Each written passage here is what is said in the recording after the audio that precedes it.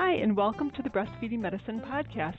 I'm your co-host, Dr. Ann Eglash. I'm a clinical professor in the Department of Family Medicine at the University of Wisconsin School of Medicine and Public Health. I'm also a board-certified lactation consultant and a co-founder of the Academy of Breastfeeding Medicine. And I'm Karen Bodnar. I am an assistant professor of pediatrics at Harbor UCLA Medical Center and a general pediatrician. I'm also a board-certified lactation consultant, and this podcast is sponsored by the Academy of Breastfeeding Medicine. Just so you know, the content of our podcasts does not necessarily reflect official policies or protocols of the Academy of Breastfeeding Medicine. Are you ready to go? Hey, Karen. How's it going? Hey. Really good. Starting to enjoy this Virginia life. Yeah, it's so cool to be close to Washington, D.C. I would just love that. It is. Yeah. We've been going to see all the museums. It's been super fun. Plus, you're going to have so much more water. You don't have to, you can, let your sink run a little bit extra. You can take a little longer shower. When it rains, my kids, run outside. They're super excited. Yeah, they probably have never seen it before. Plus, you're probably going to have some snow for them, right? Oh, we can't wait. Oh, that's great. That's great. Yeah. Okay, so I'm going to start out today talking about multiple sclerosis. And this is an article that's called Exclusive Breastfeeding and the Effect on Postpartum Multiple Sclerosis by Helwig Rockhoff Herbstritt. That was in JAMA Neurology just in August of 2015. So the authors state that women with multiple sclerosis have a 20 to 30% risk of multiple sclerosis relapse by 3 to 4 months postpartum, and they wonder if breastfeeding has an effect on this risk. I didn't realize it was so high, but I know a lot of autoimmune stuff can flare postpartum. Yeah, my experience has been my understanding that women have a good chance of having remission while they're pregnant, and then sort of that fades away after they deliver, and some people relapse. For multiple sclerosis, you mean? Mm-hmm. Yeah. I think it varies depending on the autoimmune illness, because I've heard that, rheumatoid arthritis will get worse. Better during pregnancy, worse postpartum, and it's kind of the opposite for lupus. Oh. Is what it is. Okay. Well, maybe you shouldn't quote me on that, but I know that it can, but obviously. But yeah. I definitely have had patients before who have had MS relapse after delivery. Yeah. So they state that there have been some studies done in the past on this issue, but the studies are kind of equivocal because they point out that breastfeeding is not well defined in those studies, which is obviously no surprise with older studies on breastfeeding. And they didn't give any consideration to exclusive breastfeeding. So these authors were interested in looking specifically at the effect of exclusive breastfeeding as an intervention. And so this study was done in Germany. And in Germany, they have a voluntary nationwide multiple sclerosis registry and also a pregnancy registry. So it wasn't too difficult for them to get a cohort together. So they collected data on 201 pregnant women who had a history of relapsing and remitting multiple sclerosis from 2008 through 2012. And probably that type of multiple sclerosis, because they're the ones that are going to relapse at times compared to those very stable people with multiple sclerosis. And they interviewed the pregnant women during every trimester and then months 3, 6, and 12 postpartum. And they asked questions about their symptoms of multiple sclerosis. During pregnancy, they also asked them if they intended to breastfeed. And then postpartum, they also asked about the exact date that they began either formula or solid food and the date of the return of their menses. So in this study, they actually defined exclusive breastfeeding as not offering anything other than breast milk or breastfeeding for the first 2 months.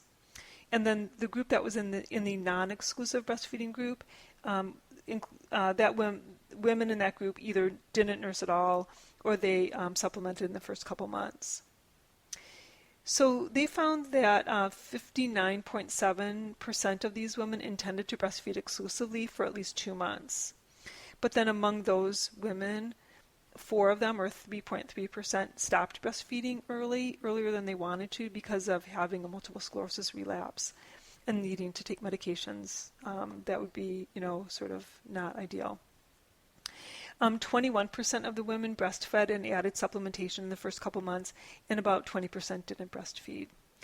So they found that having an increased risk of multiple sclerosis postpartum relapse was associated with non-exclusive breastfeeding postpartum, and also having a relapse during pregnancy. So if they had a relapse in pregnancy, they were more likely to have a relapse postpartum.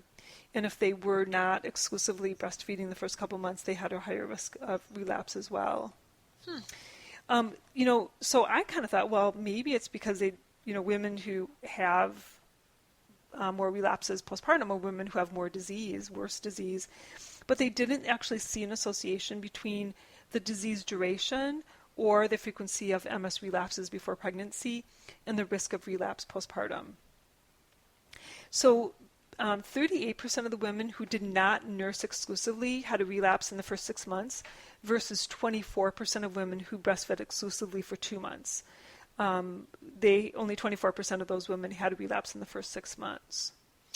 And then the women who breastfed with supplementation, the difference in relapse between those women and the women who didn't nurse, there was no difference, which is interesting. So it's either all or none, basically, in terms of protecting or reducing the risk of relapse. They also found that the return of menses in the first 4 months was associated with a higher risk of relapse in the first 6 months. So that's a really strong indicator too, if they had their period back in the first 4 months. And then after 6 months postpartum, when the women who were exclusively breastfeeding, when they added in solids, suddenly the risk of relapse was the same for those women versus the women who had never breastfed or who were supplementing in the first couple months. So once they basically started adding other stuff, their risk, again, they were no longer exclusively breastfeeding, and their risk of relapse became the same as all the other women. So the authors conclude that exclusive breastfeeding was protective for the first 6 months, and that's just exclusively nursing for 2 months. They don't really say anything about what these women are doing in the next 4 months.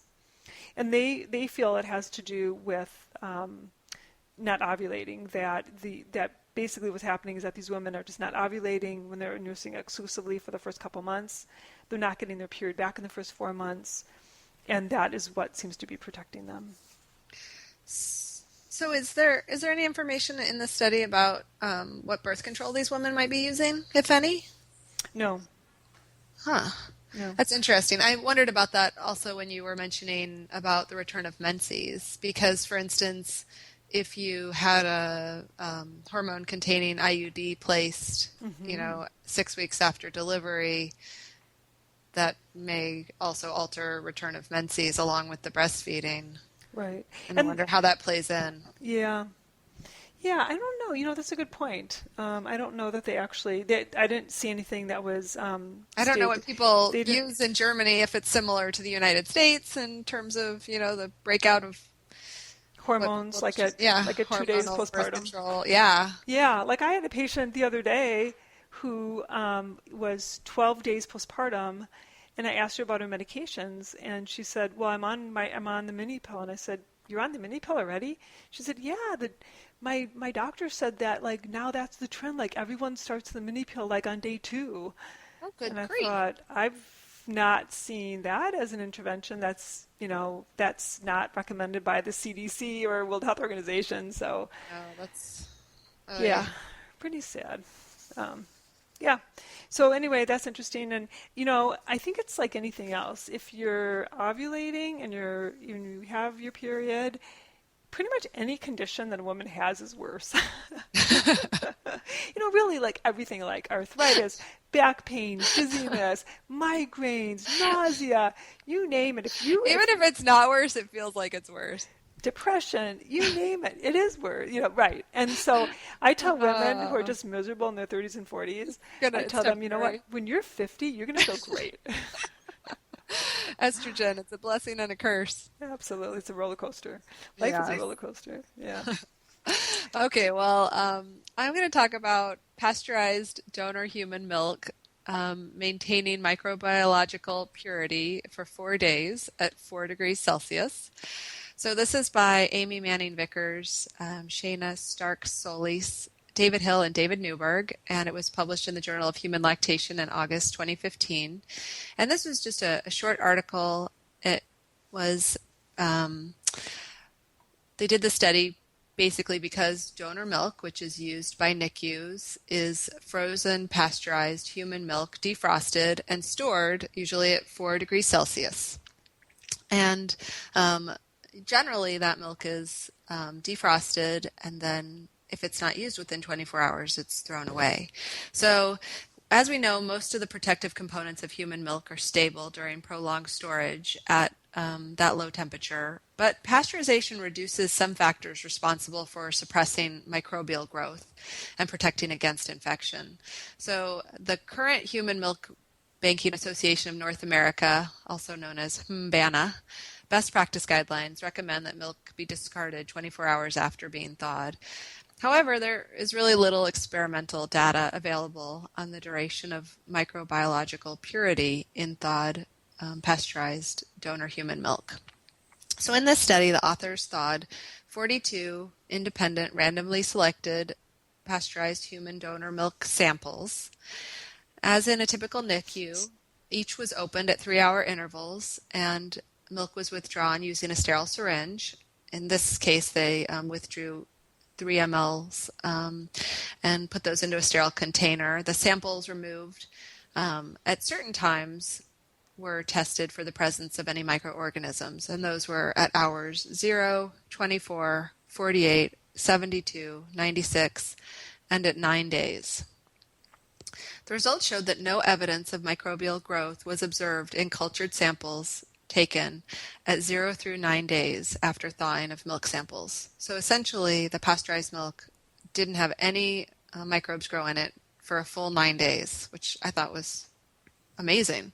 Yeah. Thus, the authors conclude that since there's no evidence of microbes in pasteurized human donor milk as dispensed by HMBANA milk banks, when defrosted and stored at 4 degrees for up to 9 days, extended storage of thawed milk in the NICU could reduce waste of donor milk, thereby increasing availability to vulnerable patients.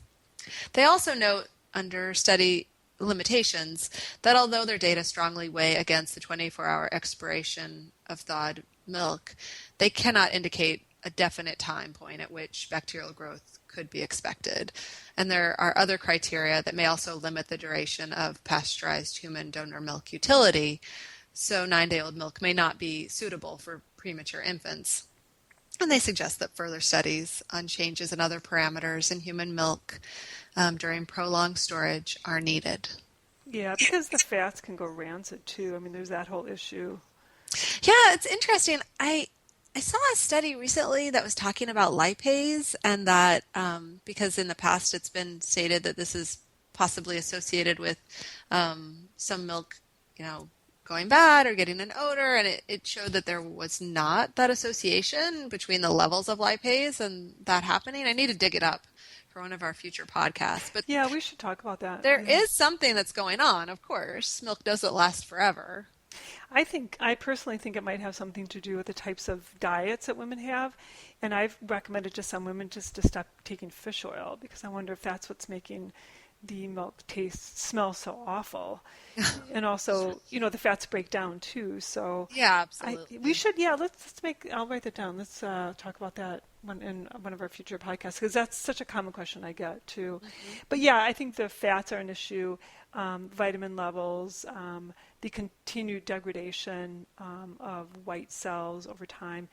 So just like if you make a lasagna and you stick it in the refrigerator, after 5 days, it's not like it's infected, but it just doesn't have the same flavor, So. Yeah, and I think, there's a difference between bacteria and yeast, and, Yeah. I'm worried about mold on my bread on the counter. That's not necessarily what they were looking for here, but it's a question.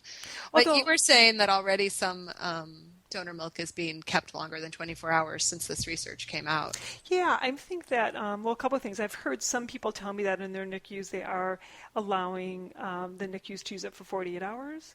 And then the other thing is that some of the NICUs have been trying to team up with their postpartum floors and using the milk, if it is past 24 or even past 48, considering giving it to the 35 to 37 weekers or the term infants that need some extra milk, or even to outpatients. Because why dump it, even though it's been thawed for, a day, that's still going to be so much more superior than using formula. So we've been talking about, trying to encourage hospitals to team up on that in our new milk bank that we signed a lease for. So yeah, we're hoping to process starting in October, and that's the Mother's Milk Bank of the Western Great Lakes in Elk Grove Village, same town as the AAP, I believe. I was going to say, that sounds like a very familiar address. Yes, it is. Yeah, so it's going to be great. So we'll talk more about that. Maybe we could do an interview with our executive director of the milk bank once we're up and running to kind of share all the glory about that. That would be awesome. Yeah. Great. Okay, so I have one last one. Do you want to plug your milk bank conference? Because that seems awesome. Oh, yes. Thank you for reminding me, although once we publish this, we'll be pretty close. But anyway, the milk bank, we're having the first Midwest Milk Bank Conference November 13th, Friday the 13th. That doesn't have anything to do with it. And it's going to be at Northern Illinois University at the Hoffman Estate Convention Center. And we already have a large number of people who are signed up for it, even though it's a couple months away. So I'll plug that on our Facebook page as well. So they're quite exciting. Yeah. So this last study that we're going to talk about today is about breastfeeding and childhood leukemia incidence. This is a meta-analysis and systematic review. The authors are Amate and Keenan Boker, and was published in JAMA Pediatrics in August of 2015. So this review searched for articles between 1960 and December of 2014, and it looked at an association between childhood leukemia and breastfeeding. So they point out that childhood cancer is the second cause of death among children in developed countries, second to accidents, and 30% of those childhood cancers are leukemia. So this study is essentially an update on the topic because there are many new studies that have come out, but in past meta-analyses have shown a protective effect of breastfeeding on leukemia rates. So all articles had to have breastfeeding as a measured exposure and leukemia as an outcome. And they all had to be case controlled, which means that they had a control group. So they had 18 studies that met the inclusion criteria, which included 10,292 cases of leukemia and 17,500 control individuals, which is, that's actually a good sample. And then so they found that among all of these studies, any breastfeeding for at least 6 months or longer had an odds ratio of 0.81, which means that there's basically a 20%, on average, a 20% reduction in the risk of leukemia for children who are breastfed for longer than 6 months. And then if they exclude cases of leukemia in the first year, they calculate that any breastfeeding for at least 6 months or longer decreased the risk of childhood leukemia by 17% compared to breastfeeding for a shorter period of time. So they felt that it was reasonable to exclude children who had leukemia in the first year because they felt that that was probably more related to prenatal factors than anything like viral issues. So then they talk about the biologic plausibility or the underlying reason why this might be the case, because of course that's so important to understand, is this real or is it not real? And they brought up a couple things, but they didn't really go into detail about it. But one thing is they felt that the stem cells that are in breast milk have some sort of impact on this risk of leukemia. And they state that breastfed infants ingest millions of these stem cells daily in breast milk, which I think is so cool because I don't really think about that. But these stem cells have been shown to go through the gut wall and into the infant bloodstream and hit target organs and have an effect on active immunity, play a role in active immunity, which is so super cool.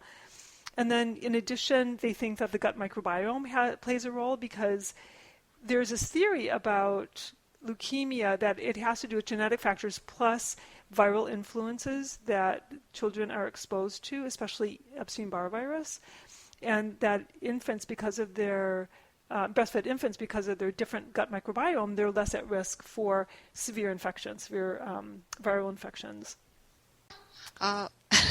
Yeah, that's what my dog said too. There's the bark as promised. That's Alrighty. right. Yeah. Have a good day. Yeah, take care. Talk to you later, Karen. Bye. If you have any interest in the Academy of Breastfeeding Medicine or any questions or comments about this podcast, please email us at abm@b as in boy, f as in Frank, med.org. Thanks for listening. We'll see you in a few weeks.